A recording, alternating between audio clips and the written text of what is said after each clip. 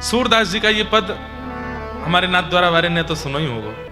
ब्रजवासी ने कम मत सुनो, इनने भी सुनो है। हाँ, ये भी सब सुने, हम सुनाते रहे सबन को। घुटरुन चलत। अब ये जो स्वरूप है ना, मैं तो कहूं कथान में, ये लड्डू गोपाल नहीं है, लड्डू नहीं है, वो मक्खन है। इसलिए उनको मूल नाम नवनीत प्रियालाल। नवनीत माने मक्खन, वास्तव जो प्रेम करें ऐसे प्यारे लाल। तो ये हाथ में मक्खन है। अब कैसो सुंदर रूप है। कभी एक बार मैं करके देख चुका हूं, यहां हमारे आपसे कह रहा हूं, एकांत में कभी ये लड्डू गोपाल नवनीत प्रियालाल की तरह मुद्रा बना के तो देखो, एक बार खुद बना के देखिए। ऐसे हाथ, दो घुटने नीचे और एक हाथ। अब चल के दिखाओ कैसे चलोगे। लेकिन सूरदास जी कह रहे हैं घुटरुन चलत। तो कैसे चल रहे हैं? बोले एक हाथ की टेक लिए और एक कोहनी की टेक ले रहे हैं, और मक्खन ऐसे है, यूं चल रहे हैं। आहा, जैसे मानो 3 व्हीलर को एक टायर पंचर है को हो। ऐसे ठाकुर चल रहे हैं। तो बार बार जब कोहनी नीचे धरते हैं तो कभी कोई लुढ़क जाते हैं, और जब लुढ़कते हैं तो क्या होती है? घुटरुन चलत रेणु तन मंडत। बंधुओं, रसिकों की वाणी उस पर कम से कम 2-2 घंटे बैठे रहिए और विचार कीजिए क्या बोल रहे हैं, क्या बोल रहे हैं। फिर देखो आपको लीला का दर्शन होने लगेगा। अब गोरोचन गैया के मस्तक में होवे। गोरोचन गैया के मस्तक में विराजे गोरोचन। कोई कोई हमारी भारतीय देसी गैया रहे, वाके निश्चित ही गौशाला में गोरोचन प्रकट होता होगा, लेकिन हमको पता नहीं चले, हम जाने ही ना है। ये तो कोई अधिकारी गौ सेवक होंगे, उनको ही पता होगी गोरोचन कैसे प्रकट होवे। वाको यशोदा मैया रोज तिलक लगावे लाला को। लेकिन हमारे नाना जी वो यहाँ में एक भाव और बतायो करते। सब लोग इधर देखो, यहाँ को देखो। आज ठाकुर जी को नंदोत्सव है, तो लाला के पहले झांकी को दर्शन कर लो, फिर नंदोत्सव करेंगे। हमारे नाना जी बतायो करते, लाला ये गोरोचन तिलक किए कि पर एक भाव और है कि गोरोचन हमने तो देखो नहीं है, हमको तो पता नहीं है, तो फिर यहाँ को भाव कैसे करें। तो ठाकुर जी के पूरे अंग पे मट्टी लग गई है घुटमुन चलवे के काजे। सो लाल जी कहा करें कि वह मट्टी को हटवावे के काजे, साफ करवावे के काजे यशोदा मैया के पास गए, घुटमुन घुटमुन ही चल के लुढ़कते लुढ़कते। तभी कहा देखें कि यशोदा मैया अपना श्रृंगार कर रही है। और कैसे श्रृंगार करे? बोले यशोदा मैया बीच में बिंदी धारण करके, केश आदि इनको संवार के, सिर पर चुनरी धारण करके, एक सफेद बिंदी एक लाल बिंदी, ऐसे पत्रावली, सफेद लाल सफेद लाल सफेद लाल पत्रावली बना रही है। और ठाकुर जी बैठे बैठे हाथ में नवनीत लिए वाकू देख रहे हैं। तभी लाल जी के मन में आई कि मैं हूं ऐसा श्रृंगार करूंगा अपनो, अभी बोलना ना जाने, घुटमुन चले। सो ठाकुर जी दौड़ करके वही घुटमुन व्यवस्था में गौशाला जामे, और एक बिंदी मक्खन की लगामे, एक बिंदी गोबर की लगामे, एक बिंदी मक्खन की लगामे, एक बिंदी, अब बिल्कुल सिमेट्री में तो लग नहीं रही होगी, एक यहां लग गई, एक यहां लग गई, एक यहां लग गई, ऐसे ठाकुर जी गोबर और मक्खन की बिंदी लगा रहे हैं। तो या भाव से गोरोचन तिलक किए।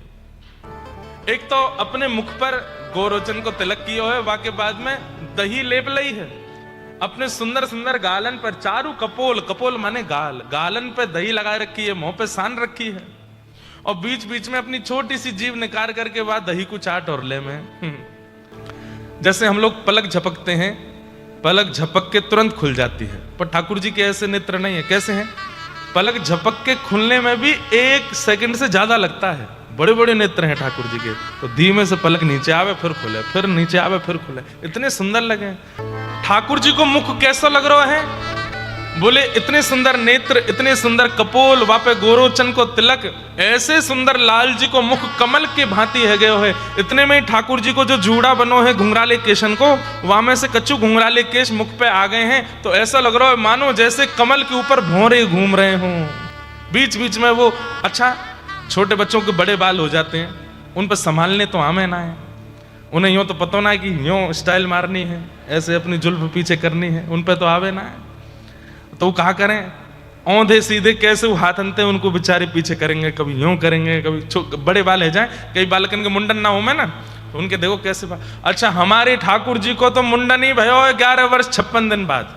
11 वर्ष 56 दिन में कितने बड़े बाल रह गए। हमारे भैया बता रहे कि अभी स्नान पूर्णिमा पे ठाकुर जी को केसर अभिषेक होवे, श्रीनाथ जी में, और वाद ना ठाकुर जी को जूड़ा दिखाई दे, ऐसा ऊंचा जूड़ा पहने। हमारे लाल जी के भी जूड़ा है, जब मुकुट आदि नहीं पहने यहाँ जूड़ा है ऐसा। यशोदा मैया सबरे केशन को ऊपर समार के यहाँ जूड़ा बनावे, वाके ऊपर मुकुट धारण करावे। तो वहां में से घुंघरारे केश निकल के मुख पे आ गए। तो श्री सूरदास जी वर्णन कर रहे हैं, जैसे मानो मदमस्त भौरे आकर के किसी पुष्प पर गुंजायमान हो रहे हो, ऐसे ठाकुर जी की लटकने उनके मुख पर आ रही हैं। आहा, मादक मधु ही पिए, जैसे मत मधुप मत भौरा मधु को लेता है पुष्प में से, ऐसे ही ठाकुर जी के जो केश हैं वो आकर के ऊपर झूल नहीं रहे। मुख पर दही लगी है, मक्खन लगो है, गोरोचन लगो, तो बातें आके चिपक गए हैं। तो मानो जैसे मत है करके मधु हटावे पे भी नहीं हट रहा है, और वह पुष्प सो सबरो मधु निकाल रहा है। ऐसे ठाकुर जी के मुखमंडल पर केश मानो उनकी रूप माधुरी को रस ले रहे हैं। और ठाकुर जी कैसे लग रहे हैं? बोले नेक मुख को वर्णन है क्यों, नेक नीचे भी तो बताओ कैसे हैं। श्री अंग तो बताओ लाला को कैसे हो, कैसे लग रहे हैं लाल जी? बोले कठुला पहनो है। कठुला श्रृंगार जो बिल्कुल कंठ पे आवे, वाकू कठुला के ऐसा मोटो स्वर्ण को बिल्कुल यहाँ धारण कर ले, वहां पे बस एक कोई रत्न जैसा दिख रहे हो, कठुला है। कठुला कंठ बगनखा ठाकुर जी ने अपने कंठ पर धारण कर रखा है। ऐसे ठाकुर जी को दर्शन करवे के बाद, ऐसे ठाकुर जी की मधुर झांकी देखवे के बाद एक क्षण में आनंद आ गया है। अब वाक्य बाद 100 कल्प जी 100 वर्ष जीवे की कौन की इच्छा होगी? ऐसे लाल जी दिख गए, बस वाकु देखने के बाद तो प्राण चले जाए हमारे, बस अब जीवे की अभिलाषा नहीं है।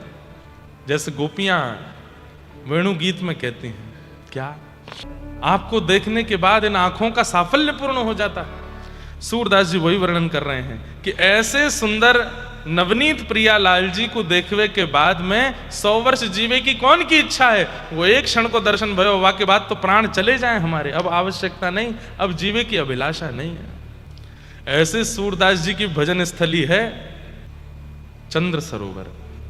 हमारी प्रार्थना है सब वैष्णवंशों चंद्र सरोवर जाके श्री सूरदास जी को जरूर प्रणाम करके आओ। उन्हीं की कृपा है कि व्रज के हम मधुर भावन को सुन पा रहे हैं और उनके समीप जा पा रहे हैं। एक गुप्त बात बताऊं, चंद्र सरोवर पर केवल सूरदास जी ने भजन कियो ऐसा नहीं। चंद्र सरोवर की एक रोचक कथा और है कि चंद्र सरोवर पर जो रास भयो वहां में वृंदावन के रासों नेक विलक्षणता ज्यादा है। वृंदावन में रास भयो जगऊ कलम्बाम दृशाम मनोहरम, ठाकुर जी ने वंशी बजाई है। लेकिन चंद्र सरोवर पर जो रास भयो है वहां में ठाकुर जी वंशी नहीं बजा रहे हैं, वहां में हमारी श्री राधा रानी वंशी बजा रहे हैं।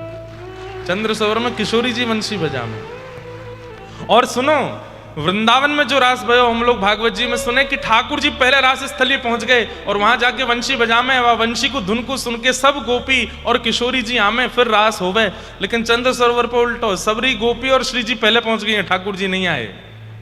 तब ठाकुर जी को बुलावे के काजे किशोरी जी के बहुत देर रह गई, अभी तक श्याम सुंदर आए नहीं, लइयो ललता मेरी वंशी दे।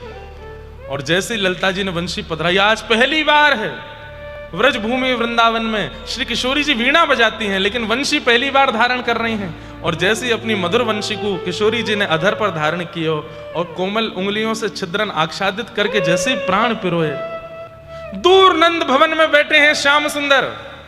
आज तक वेणु की ध्वनि इंसों प्रकट भई है, आज तक वेणु की ध्वनि इंसों प्रकट भई है, लेकिन आज ठाकुर जी कछु कर रहे हैं और कानन में वेणु की ध्वनि आ रही है, वंशी की ध्वनि आ रही है और ठाकुर जी बेचैन रहे। अरे मेरी वंशी तो यहां धरी है, यहां में तो स्वर आना रहा, ये वंशी कौन बजा रहा है, ये वंशी की धुन कहां से आ रही है? जैसे व्याकुल होकर के गोपियां दौड़ी थी वैसे व्याकुल होकर के श्याम सुंदर दौड़ रहे हैं। कोई कुंज में ढूंढे, कोई वृक्ष के पास ढूंढे, यमुना जी के पास ढूंढे, सरोवर के पास जामे और वंशु की धुन सुनते सुनते सुनते विरह व्याकुल श्याम सुंदर पहुंच गए गोवर्धन। और वहीं गोवर्धन में चंद्र सरोवर से वंशी की ध्वनि जैसे झरोके से झांक के देखो, आहा, तप्त कांचन गौरांगी श्री राधे वृंदावनेश्वरी अपने अधर पर वंशी धारण करके बजा रहे हैं। नेत्रन से अश्रुपात है रहे हैं। आज श्याम सुंदर मोहित रह गए और किशोरी जी ने वंशी बजा करके ठाकुर जी और ठाकुर जी आए, कितने घंटन तक तो बस केवल किशोरी जी की मधुर वेणु को सुन रहे हैं। जैसे ठाकुर जी की वंशी कलिकाल में श्री हितहरिवंश महाप्रभु के रूप में प्रकट भये, ऐसे ही किशोरी जी की वंशी श्री वंशीधर और वंशी अली जी के रूप में प्रकट भई है। बरसाने में आज भी उनका स्थान है वंशी अली जी को। इतना सुंदर चरित्र है वंशी अली जी को। मैंने गिरिराज जी में कहो पिछले वर्ष, बहुत सुंदर चरित्र है उनके। ठाकुर जी को मैं दर्शन भी करके आयो। गत वर्ष दिल्ली में कथा आती तो मेरो जन्मदिन आयो तो वादना वृंदावन तो आ नहीं पायो, राधारमण जी नित्य मंगला करवे जाऊं जब जन्मदिन हुए तो वहां गयो लाडली जी के दर्शन करवे चांदनी चौक, श्री वंशी अली जी के ठाकुर जी, वहां पे किशोरी जी के हाथ में वंशी है। अच्छा, इतनी रोचक कथा है कि ये कैसे पता चली कि वंशी अली जी किशोरी जी की अधर की वंशी है। तो कहमे कि श्री वंशीधर जी अपने पिताजी के साथ जगन्नाथपुरी यात्रा करने गए थे। तो जैसे ही वंशीधर जी पहुंचे जगन्नाथपुरी, ब्रह्म वेदी पर बैठे हुए महाप्रभु जगन्नाथ ऐसे झूमने लगे। तभी पंडा पुजारी ने कही, जय जय, आज इतने आनंद में काहे को झूम रहे हो, कहां गए हो?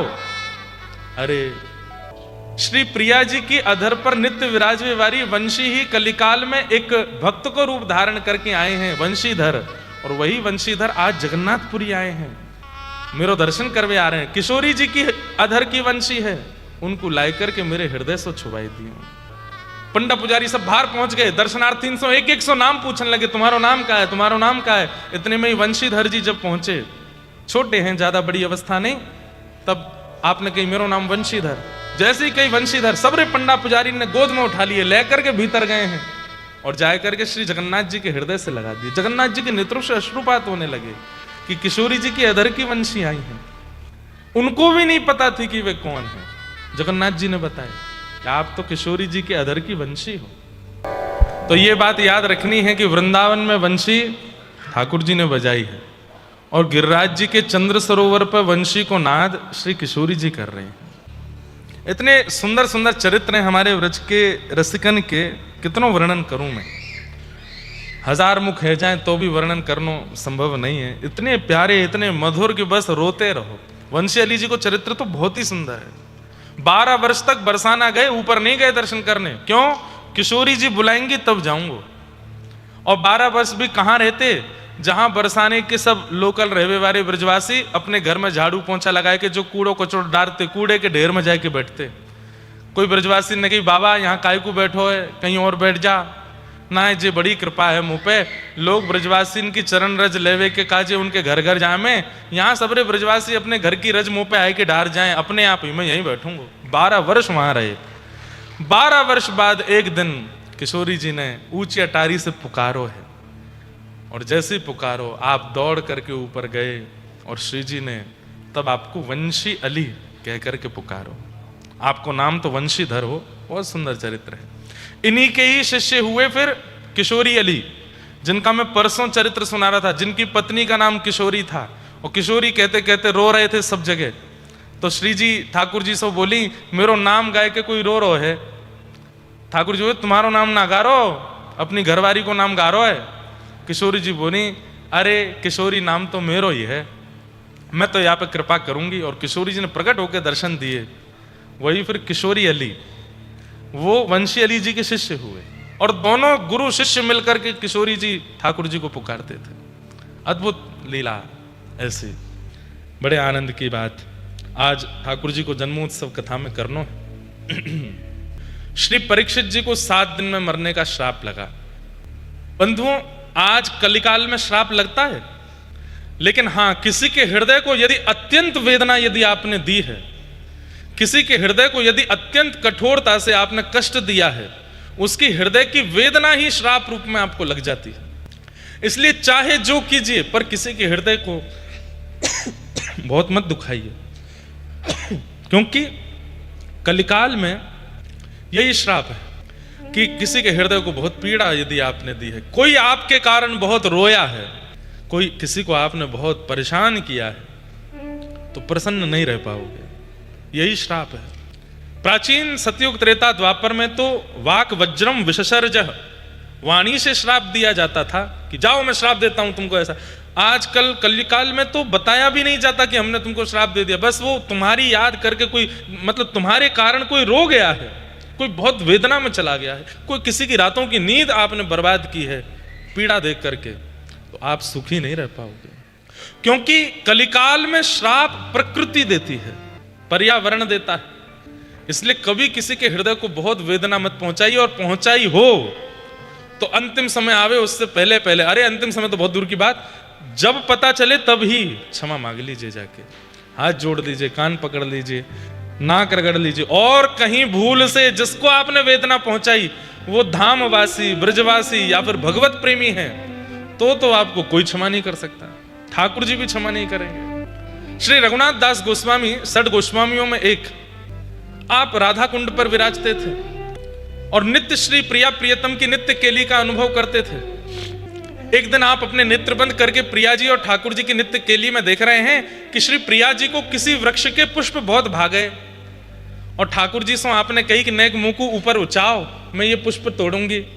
सो ठाकुर जी ने श्री जी को ऊपर उठायो, और जैसे ही पुष्प तोड़ने लगे तो एक ऊंची डाल को श्री जी ने पकड़ के पुष्प तोड़ने को प्रयास किया, तो ठाकुर जी के मन में एक ऊधम आयो, डाल पकड़ रखी है किशोरी जी ने, सोई ठाकुर जी ने किशोरी जी छोड़ दें, और वह डाल से श्री जी लटक गई हैं ऐसे। अब जैसे ही श्री जी लटकी तो झूल रही हैं। अब श्री जी कह रही बड़े उद्यमी हो, बताऊंगी मैं, नेक मुंह को नीचे तो उतारो। तो ये लीला दर्शन करके श्री रघुनाथ दास गोस्वामी बहुत जोर से हंस गए, और जैसे ही हंसे उसी समय एक व्यक्ति सामने से जा रहा था जिसका एक पैर ठीक नहीं था, थोड़ा सा लंगड़ा रहा था, ब्रजवासी। आपने जैसे ही हंसे तो उन्हें ऐसा लगा कि मेरी चाल पर ये हंस रहे हैं। सोचिए, जानबूझ के नहीं हंसे, उनको देख करके नहीं हंसे, केवल एक लीला का स्मरण करके हंसे, और उसी समय वो जो व्यक्ति थे उनका वहां से निकलना हुआ। उनको लगा कि ये मेरी चाल पर हंस रहे हैं, केवल मन में भाव आया कि मेरी चाल पर हंस रहे हो। इतने में तो गोस्वामी जी के चित्त से ठाकुर जी प्रिया जी अंतर ध्यान हो गए। कुंज है, वृक्ष है, पुष्प है, लेकिन प्रियालाल जी नहीं है। आप मानसी में ढूंढने लगे, कहां गए कहां गए, यमुना तट पर जाके ढूंढा नहीं मिले, सब जगह ढूंढा नहीं मिले। तब आपने अपने गुरुदेव से पूछा कि मेरे ठाकुर जी मानसी से चले गए हैं, मैं क्या करूं।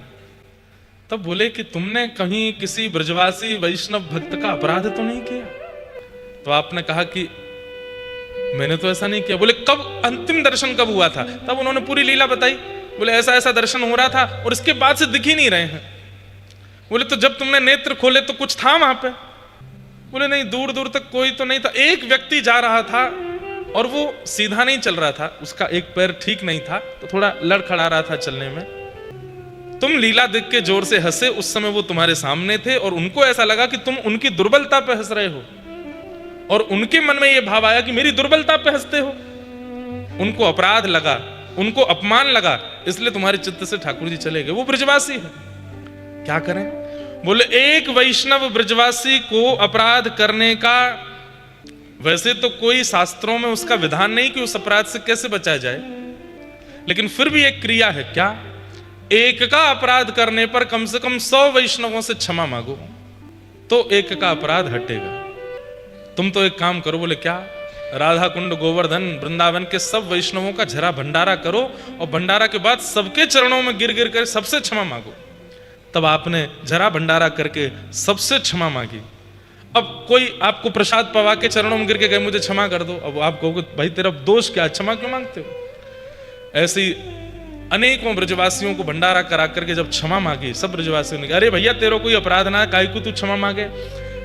और भगवत कृपा से उन समस्त वैष्णवों में वो भी आए थे ब्रजवासी जिनको देख के ये हंस गए थे। उनको जब इन्होंने क्षमा मांगी तब इन्होंने आशीर्वाद दिया, बोले कोई बात नहीं, मैं क्षमा करता हूं। और ये भाव कहते ही आप पुनः जैसे ही गए हैं, यमुना जी स्नान करके रज लगा करके नेत्र बंद करके बैठे तो प्रत्यक्ष फिर प्रकट हो गए कि किशोरी जी डाल पे ऐसे खड़ी हैं और ठाकुर जी नीचे खड़े खड़े हंस रहे हैं। फिर से लीला प्रकट हो गई। तो इसलिए वैसे तो किसी का भी मन नहीं दुखाना चाहिए, किसी के भी हृदय को पीड़ा नहीं देनी चाहिए। जान भूल करके दी तो कोई बात नहीं, जानबूझ के तो बिल्कुल ही नहीं करना चाहिए। उसमें भी ब्रजवासी, धामवासी। ठाकुर जी रुष्ट हो जाते हैं। और तो रूठे, भले रूठे, आप मत रूठो, क्योंकि ये रूठ गए फिर क्या फायदा। कर्ण से जब बीच युद्ध मैदान में आकर के कहा गया कि हमें दान दो, कर्ण ने कहा क्या चाहिए दान में? बोले अपने कवच कुंडल दे दो। जिन कवच से कर्ण के प्राण बच रहे थे, उन्हीं कवच को जब दान में मांगा, दानवीर कर्ण देने वाले मांगने वाले से कभी मना नहीं करते। तब कर्ण ने अपने कान के कुंडल और कवच उतार के दिए तो सबने समझाया, बोले कर्ण युद्ध के बीच में दान क्यों करना है, बोल दो, युद्ध के बाद कर देंगे। तब कर्ण हंस करके एक बात कहते हैं, मैं किससे अपने आप को बचाने का प्रयास कर रहा हूं? पांडवों से? बोले नहीं, पांडवों से बचने के लिए मुझे युद्ध करने की आवश्यकता नहीं है। ये पांडव मेरा बाल बांका भी नहीं कर पाएंगे। अर्जुन के रथ के सारथी के रूप में कृष्ण बैठे हैं। अरे परमात्मा मुझसे रूठा है, मेरे विपक्ष में खड़ा है, ये कवच कुंडल क्या 1000 कवच कुंडल भी मेरी रक्षा नहीं कर पाएंगे। उतार के दे देते। ठाकुर जी रूठ गए, ठाकुर जी रूठ गए तो फिर कोई बचा सकता है? कोई नहीं बचा सकता। इसलिए ठाकुर जी के रूठने का एक ही क्रम बताया, भक्तमाल जी में, भागवत जी में, सब जगह एक ही वजह से ठाकुर जी रूठते हैं। उनके किसी प्रिय का तुम अपराध कर दो, ठाकुर जी रूठ जाएंगे। इसलिए कभी अपराध मत करो। राजा परीक्षित ने शमीक ऋषि के गले में मरा हुआ सर्प डाल दिया। क्यों? जल मांगा था, लेकिन शमीक ऋषि समाधि में बैठे थे, समाधि के कारण जल नहीं दे पाए तो उनको अपना अपमान लगा और गले में मरा हुआ सर्प डाल दिया। कुछ बालकों ने यह दृश्य देख करके शमीक ऋषि के पुत्र श्रृंगी को बता दिया। श्रृंगी जी ने उसी क्षण श्राप दे दिया कि मैं श्राप देता हूं राजा परीक्षित को, 7 दिन बाद तक्षक सर्प डसेगा, उनकी मृत्यु हो जाएगी। राजा परीक्षित लौट करके जब अपने स्थान पर पहुंचे तब आत्मग्लानि हुई। मैंने एक दिन कथा में कहा था, शायद पहले दिन ही कहा था, अपने किए की यदि ग्लानि होती है, अपने अपराध का यदि बोध होता है, तो इसमें यही मानना चाहिए कि आचार्य, गुरुजन और ठाकुर जी की मुझ पर कृपा है कि मेरी गलती का मुझे बोध हो रहा है, मेरी गलती की मुझे ग्लानि हो रही है। दुनिया में ऐसे कितने लोग भरे पड़े हैं, पूरा जीवन निकाल देते हैं, लेकिन अपनी गलती कभी नहीं मानते, अपनी गलती कभी स्वीकार नहीं करते, अपने किए का कभी उनको बोध नहीं होता। गलत करते करते पूरी दुनिया से निकल जाते हैं, लेकिन कभी उनको नहीं लगता कि हमने ये गलत किया। और एक बात सुनिए, अपने अपराध का बोध जिसको हो जाता है, ठाकुर जी उसको स्वीकार करते हैं, वो कहीं ना कहीं वैष्णव श्रेणी में आ जाता है। लेकिन जिसको अपनी गलती कभी स्वीकार नहीं होती, वही तो राक्षस। रावण को कभी गलती स्वीकार नहीं हुई, कंस को कभी गलती स्वीकार नहीं हुई, हिरण्यकश्यप को कभी अपने अपराध का बोध नहीं हुआ। ऐसे ही संसार में भी मानव जिसको कभी अपने अपराध का बोध ना हो, अपनी गलती का भान ना हो, समझो वही राक्षस है। और अपनी गलती पता लगने लगे, बोध होने लगे, तो समझो ठाकुर जी की दृष्टि है आपके ऊपर, इसलिए आपको पता चल रहा है। इंद्र को अपनी गलती का बोध हुआ जब वर्षा की, तुरंत भगवान के चरणों में आके पिता गुरुस्त्वम जगताम अधीशो, ठाकुर जी से आके क्षमा मांगी और ठाकुर जी ने क्षमा किया। ब्रह्मा जी को भी अपनी गलती का बोध हुआ था जब ग्वाल बालों का हरण करके ले गए, लेकिन उसके बाद ब्रह्मा जी ने, इंद्र ने केवल 1 श्लोक 2 श्लोकों में भगवान से प्रार्थना की, पर ब्रह्मा जी ने तो पूरी स्तुति गाई है। उसमें सफाई दे रहे हैं कि मुझसे क्यों हो गया, मैंने क्यों किया। सफाई देने वाले लोग भी कहीं ना कहीं अपनी गलती स्वीकार नहीं कर रहे हैं, ऐसा बता रहे हैं। अपराध बोध होना चाहिए, ठाकुर जी की कृपा है, और क्षमा मांगिए। राजा परीक्षित को अपनी गलती का बोध हुआ। बोले जिन हाथों से संतों के कंठ में माला पहनानी चाहिए थी, मरा हुआ सर्प पहना दिया मैंने।